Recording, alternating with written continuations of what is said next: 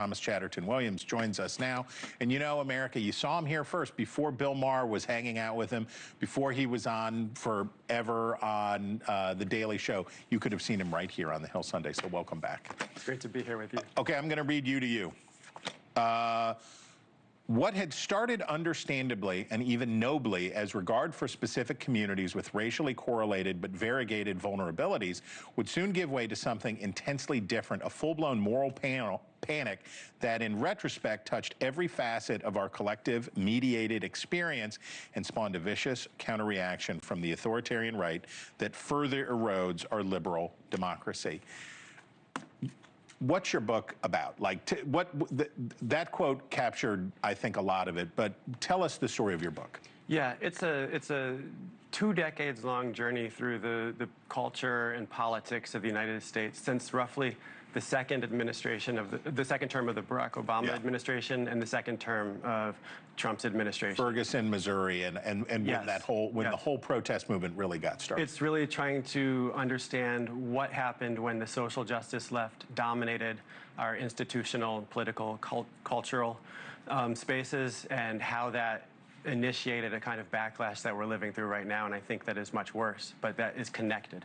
And I read your book as almost a plea to the left to say, when you became illiberal, you invited illiberalism, right? So it seems like the target audience for the book are progressives and lowercase l liberal-minded people to say that they lost their way. How did they lose their way?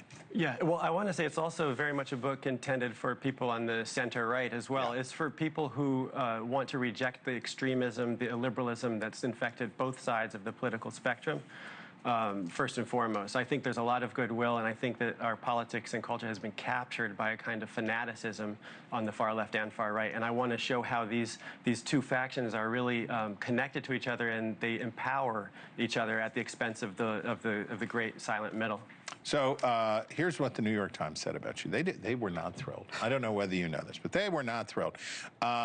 He does not seem to grasp that the left's illiberalism occupies a marginal position in mainstream Democratic politics, and the right's illiberalism possesses a stranglehold on the Republican Party. This is something that I've experienced doing media criticism, right? So when you tell people, hey, I want you to see the problem over here, they say, no, no, no, no, no, no. Our problem is fine. It's their problem that's the real problem.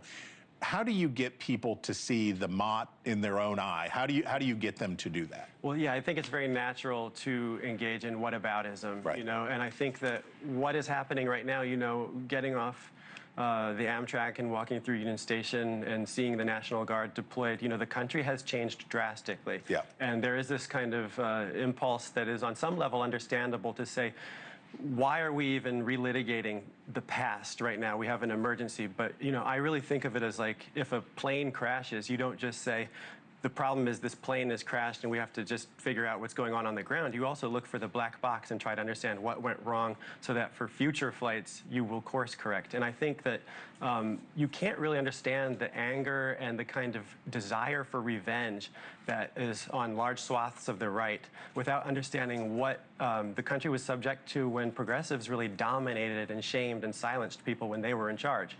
This is the piece we talked to you about the last time you were on, but it bears repeating. This is from The Atlantic, how the woke right replaced the woke left. The pervasive and nitpicky control of language is a crucial but far from the sole component of the woke right movement. Like its antithesis on the left, the woke right places identity grievance, ethnic consciousness, and tribal striving at the center of its behavior and thought. And you were very prescient with that piece, right? That was back in February when you wrote that.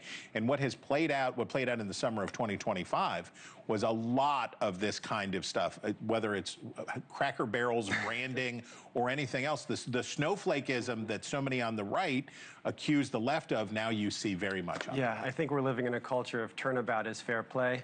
There's very little allegiance to principle. I was really shocked to see someone like Christopher Rufo, the right-wing activist who really has the administration's ear. He just went on several cancel culture campaigns this summer, most notably trying to get Doreen St. Felix, a staff writer at The New Yorker, fired for tweets he dug up from 10 years ago. You know, I don't like that behavior when it was the left doing it, and I certainly don't think that we should just be doing it now when the right is in charge.